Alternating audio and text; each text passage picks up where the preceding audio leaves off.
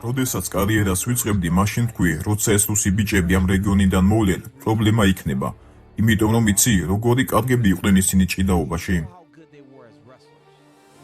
ისლამი საშიში მეტოქია, კოშმაც კი დამესიზმრა, სადაც მას ამ ბრძოლა მომიწია. ყოველთვის ფინიშს ვეძებ, ტყუილად არასდროს ვლაპარაკობ. ყველას გითხარით, რომ თუ მეტოქე მცირე შანსს მაინც მომძემს, მე მას გავთიშავ. ეს ხომ ფაქტობრივად ერთ-ერთი ყველაზე ძლიერი შესწმაა, ჭიდაობა ჯიუ-ჯიტსუ და სამბო ერთად და რაც არ უნდა იყოს, ყველა შემთხვევაში გამარჯვებული ხარ. ეს შენი პირველი ტიტულის დაცვაა მებრძოლთან, ყველაზე სახიფათო შენს დივიზიონში. უმარი, ის შორომალი არ არის, რაც დაუპირისპირებ ამ მკვლელს. დაღესტნელი მებრძოლები ნებისმიერი მოწინააღმდეგისთვის გადაულახავ ბარიერად იქცნენ, მათი მეტოქეები არა მხოლოდ ადამიანს, არამედ მათთვის ნამდვილ კოშმას აწყდებიან, რომელიც ყველა ასპექტში იდეალურია.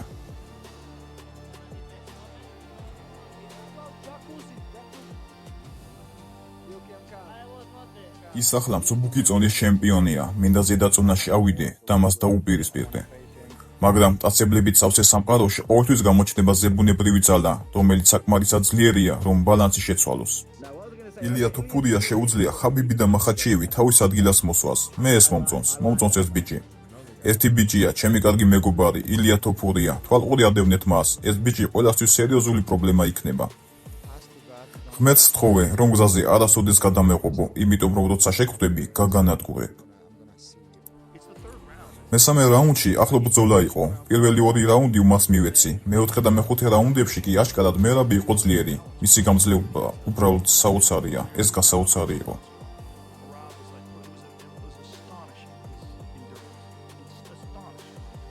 ქართველი მებრძოლები დაღესტნელების დომინირების ეპოქისთვის უზარმაზარ საფრთხედ იქცნენ. დროა ჩაუღრმავდეთ UFC-ს ისტორიაში უდიდეს დაპირისპირებას. საბრძოლო ხელოვნებაში ადგილი მხოლოდ ლიებისა და გრეისებისთვის არ არის, არსებობენ ფილოსოფოსებიც. მწვრთნელ ნურმაგომედოვის ფილოსოფია ჩემთვის როგორც მაყურებლისთვის საუკეთესოთა შორისაა, რაც კიდევ მინახავს. ყველაფერი მაშინ დაიწყო, როდესაც დაღესტნელმა აწიმა კარიერა დაასრულა. UFC-ს მსუბუქი წონის ჩემპიონის ქამარი ვაკანტური დარჩა და მისთვის ბრძოლა მოულოდნელად იქში მყოფ ბრაზილიელ ჯალათს ჩარლზ ოლივეირასა და ბელატორის ჩემპიონ მაიკ ჩენდერს შორის გაიმართა.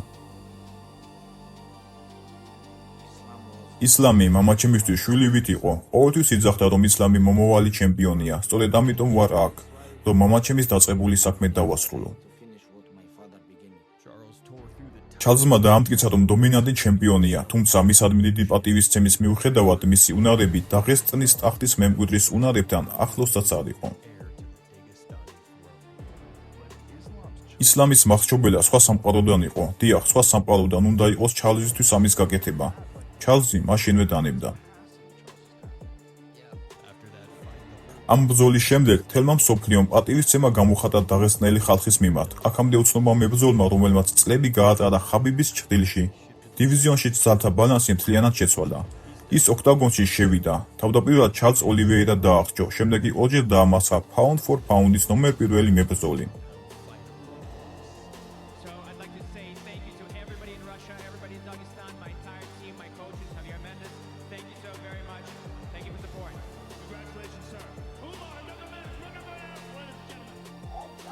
სხვა დაღესტნელებისგან განსხვავებით, უმარი სტრაიკერი იყო, ჭიდაობა მოგვიანებით ისწავლა. ის ხაბიბივით არ იყო, როცა პირველად AK-ში მივიდა, სრულიად კონცენტრირებული იყო ჭიდაობისა და გრეპლინგის განვითარებაზე. ახლა მან ეს ისე გააკეთა, რომ შეუძლია კორი სანჰეგენი მხოლოდ გრეპლინგით დაამარცხოს. უმარი აუცილებლად გახდება ჩემპიონი, ხაბიბის რეკორდსაც მოხსნის და დაუმარცხებელი წავა ამ სპორტიდან. ის ხაბიბზე, ისლამზე და უსმანზე უკეთესია, ყოველ მხრივ საუკეთესოა. მას უკვე 10 წელია ვიცნობ, ბოლო 5 წელია მისი წაქცევა ვერავინ მოახერხა. გულის ხომრომის ვარჯიშობდა ისლამთან, მის ძმასთან და სხვა კარგ ბიჭებთან. უმარ ნურმაგომედოვი, ხაბიბის ბიძაშვილი, თავიდან მხოლოდ მისი გვარის გამო გახდა ცნობილი, მაგრამ ძალიან მალე მსოფლიოს აჩვენა, ვინ იყო სინამდვილეში. მისი ბრძოლები განსხვავდებოდა ხაბიბის სტილისგან, აქტიური დარტყმებითა და მუდმივი გაცვლებით, რამაც გულშემატკივართა და გულები მოიგო. თელ მსოფლიოში, თითქმის ყველა ასპექტში გამოავლინა სრულყოფილება.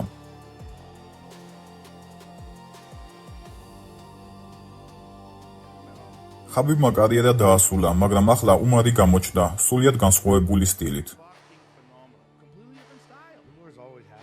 უმარს თავიდანვე ეტყობოდა, რომ ახალი თაობის ვარსკვლავი იყო. ხაბიბი ძალასა და გრეპლინგში დაუჯერებელი იყო, ისლამი დინამიური სტრაიკერი. კიდევ ერთი ახალი საფეხური, მაგრამ შემდეგ მოვიდა უმარი, სრულიად ახალი დონე, შემოქმედებითი სტილით. მას აქვს შესანიშნავი ჭიდაობა და ყველაფერი ის, რაც ხვებს ჰქონდათ, პლუს კიდევ უფრო მეტი.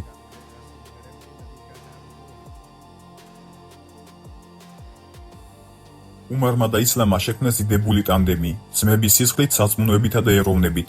მათ ჰქონდათ პოტენციალი, რომ pound for pound-ის რეიტინგში პირველ და მეორე ადგილზე ყოფილიყვნენ, მაგრამ სწორედ მეზობელი საქართველო იქცა ახალ ძალად, მებრძოლები, რომლებიც მზად არიან გაანადგურონ ყველა, ვინც მათ გზაზე გადაეღობებათ. ფურიას ყველაზე დიდი უპირატესობა ის არის, რომ ზუსტად იცის, სად არის ყველაზე საშიში და თავად მიჰყავს ბრძოლა სწორად იმ ადგილზე, მზად აღია ცეცხლში შევიდეს, რათა მოხვდეს იმ პოზიციაში, საიდანაც შეუძლია მოწინააღმდეგის დანუკაუტება.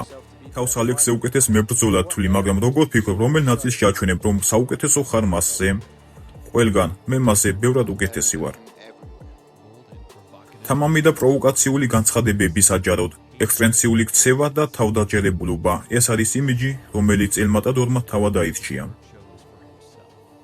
როგორც ერთ-ერთი საუკეთესო ნახევრად მსუბუქ დივიზიონში, მეც დამიმახსოვრებენ, როგორც დაიმახსოვრეს ხოსე ალდო, კონორ მაკგრეგორი და ალექსანდრ ვოლკანოვსკი. მე ჩემს სახელს ამ წიგნში ჩავწერ.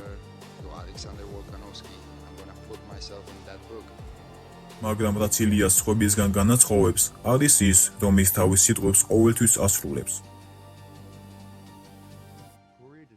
თოფურიამ ყველა ასპექტში აჯობა მეტოქეს, ღმერთო ჩემო, როგორ ძლიერად უსწამდა. ჭიდაობად შესანიშნავად გამოსდიოდა გრეპლინგიც. ფიქრობ, რომ საკუთხედი დაამთავრა. ჩვენ უბრალოდ გაუგონებულები ვიყავით. შემდეგ ჰქონდა ბრძოლა ემეთთან. დიდი შანსია ვოლკანოვსკის დაამარცხოს. ფიქრობ, ნამდვილად დიდი ვარსკვლავი იქნება. დომინანტური სერია, დაუმარცხებელი რეკორდი, ნამდვილი მეფის აურა და გულშემატკივრების სიყვარულმა სწრაფად მოუტანა თოფურია სადიტულო ბრძოლა ვოლკანოვსკის წინააღმდეგ. გონია მოხუცმა ამ ახალგაზრდას ჭკუა უნდა ასწავლოს, რას ფიქრობთ? ნახე როგორი ჩაცმული მოხვედი, რადგან უკვე იცი რას მოხდება. პენსიაზე გასასვლელად ემზადები, მოხუცივით გამოიყურები. კარგად მოგარტყა, ზუსტად ეს მოგიხდება. მოკეტე, მან თქვა რომ თამდაბაც გამხდიდა. მოდი და გააკეთე ეს. მე აქ ვარ.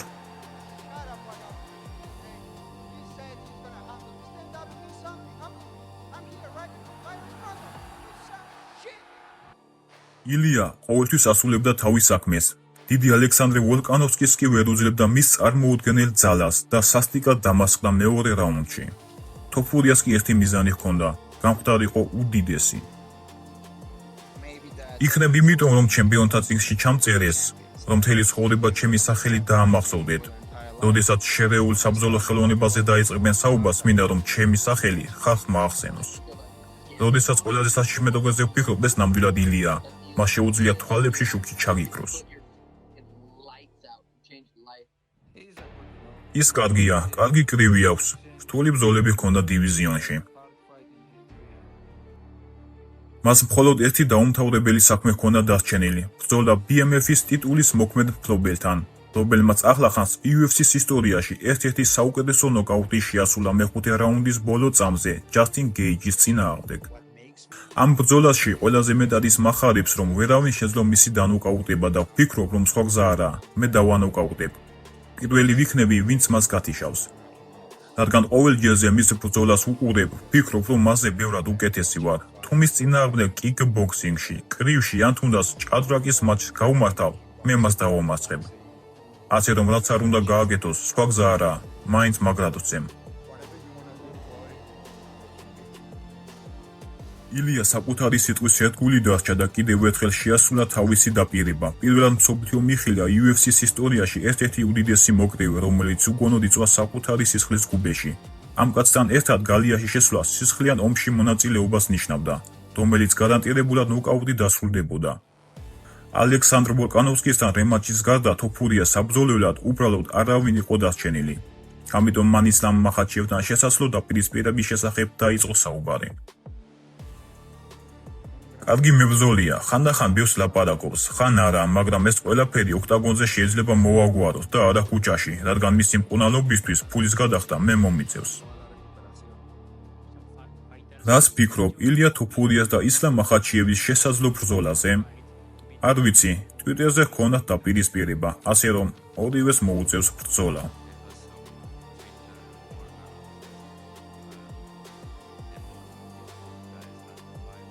სამწუხაროდ ჩვენ ვერასდროს ვნახეთ ეს დიდი ხნის ნანატრი დაპირისპირება, თუმცა ბედმა ხელსარიელი არ დაგტოვა და სამაგიეროდ ისეთი ბრძოლა გვაჩუქა, რომელსაც ბევრი სუპერმსუბუქი წონის კატეგორიის ისტორიაში უდიდეს სადიტულო ბრძოლად მიიჩნევს. ჰეი მერაბ, ვცდილობ რომ თავი ამარიდო, ჩემს სახელს არასოდეს ახსენებ, ეს სიგიჟია, ყველა ამაზე საუბრობს, მხოლოდ მე არა. სანამ მერაბ დვალიშვილი პრეტენდენტებს ამასხებდა, უმარ ნურმაგომედოვი ტიტულისთვის ბრძოლას აგრძელებდა. კორი სამჰეგენთან გამარჯვებამ ის ჩემპიონობის ზღვარზე დააყენა. ვის აინტერესებს დაიმსახურე თუ არა, პირველ რიგში კაცი უნდა იყო. კარგი მებრძოლი ხარ, მაგრამ კარგი კაცი არ ხარ. მე კაცი ვარ. ნაგავი ხარ, როგორც კაცმა, ჩემი პატივისცემა დაგარგე.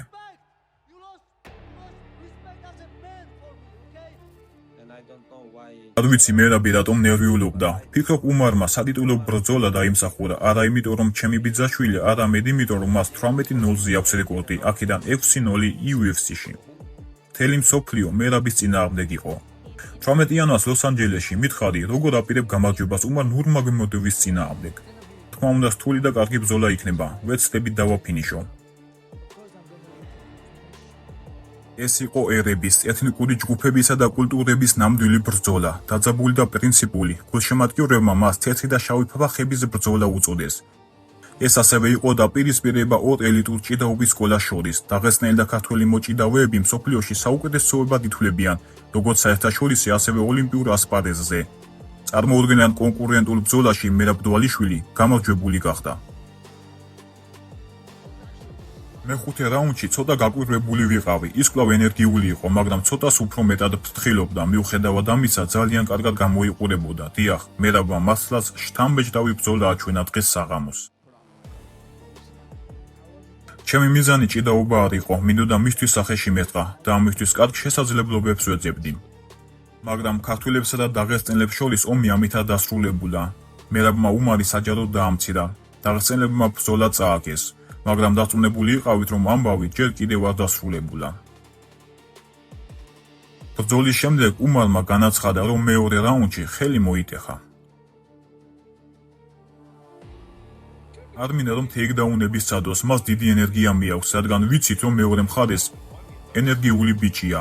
ჩვენ უფრო მეტი ენერგია დავხარჯეთ, როცა მას ვერ ვაქცევდით, როცა მას უყურებდი, ვფიქრობდი, რა ჯანდაბა ხდება. ახლა კი ხვდები, ეს იმიტომ მოხდა, რომ მან ხელი მოიტეხა. უმარსა და მერაბ შორის რემატჩი შესაძლოა კვლავ ვიხილოთ, რადგან დაღესტნელი მებრძოლი შურისძიებას ცდილობს სამარცხვინო მარცხისთვის. ჰოლოუეისთან ბრძოლის შემდეგ თოფურიამ განაცხადა, რომ მისთვის წონის კლება ძალიან ძნელია და ამიტომ მსუბუქ წონაში ავიდა. ქამარი ვაკანტური გახადა, რადგან UFC-სგან პირობა მიიღო, რომ ახალ წონაში ქამაზე იჭხუბებდა. ამის შემდეგ ფანებს კვლავ გაუჩნდათ იმედი, რომ ნანატ ბრძოლას ნახავდნენ, თუმცა ისლამი ასე არ ფიქრობდა, მან გადაწყვიტა წონის შეცვლა და ზედა წონაში ასვლა. ეს ყველაფერი კი დამოკიდებული იყო ბელალ მუჰამედის ჩხუბზე, ჯეკ დელა მადელინასთან, რადგან ბელალი იყო ჩემპიონი, ისლამ მის მეგობას არ ეჩხუბებოდა. ამიტომ მთელი დაღესტანი ბელალის წაგებას გულშემატკივრობდა. რა გასაკვირია, რომ ეს ასეც მოხდა. ბელალმა დათმო ქამაზე ჩხუბი, რამაც შესაძლებლობა მისცა ისლამს ასულიყო 77 კილოგრამში და ქამაზე ეჩხუბა მადელინასთან. თავის მხრივ ილიამ ახალ წონაშიც გაიბრწყინა. სადიდლო ბრძოლაში ოლივეირას დაუპირისპირდა, პირველივე რაუნდში გათიშა და ქამარიც მოიგო. ახლა ჯერი ისლამ მახაჩიევზია. მას ბრძოლა 16 ნოემბერს აქვს ჩანიშნული დელა მადელინასთან და ვინიც იციქნებს, სწორედ ეს არის UFC-ს გეგმაც. ორი წონის ჩემპიონის დაპირისპირება. ეს ნამდვილად სუპერ ბრძოლა იქნება UFC-ს ისტორიაში. ომი საქართველოსა და დაღესტანს შორის ჯერ ახლა დაიწყო და დარწმუნებული ვარ, დაღესტანთან გრაფაში ნული არასოდეს შეიცვლება. თქვენ რას ფიქრობთ ამ თემაზე? გთხოვთ დაგვიკომენტარით. მადლობა რომ ვიდეოს ბოლომდე უყურე. წინ კიდევ ბევრი საინტერესო ვიდეო გელოდებათ. დროებით.